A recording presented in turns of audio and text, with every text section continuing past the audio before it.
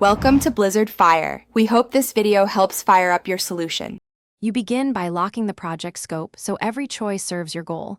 Pick a template and set the aspect ratio first because layout drives content flow. Once done, gather visuals and brand colors so you won't interrupt design later.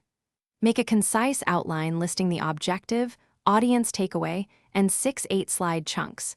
This keeps you focused and speeds production. Make sure to name assets consistently and store them in one folder so you can import quickly and avoid lost files. You now shape the middle of the presentation where clarity matters most. Create master slides for titles, content, and transitions so edits propagate instantly.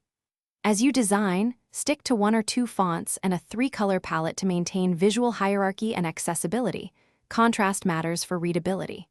Once layouts are set, drop in images and crop to the subject, then compress them to reduce file size. Make sure to adjust spacing and alignments so each slide reads in one quick glance. You finish by rehearsing aloud and timing each slide so pacing matches your speaking rhythm. Use presenter notes for cues and trim content that slows you down. Once satisfied, export both a PDF for distribution and a native Keynote file for edits. Confirm fonts, links, and videos play offline.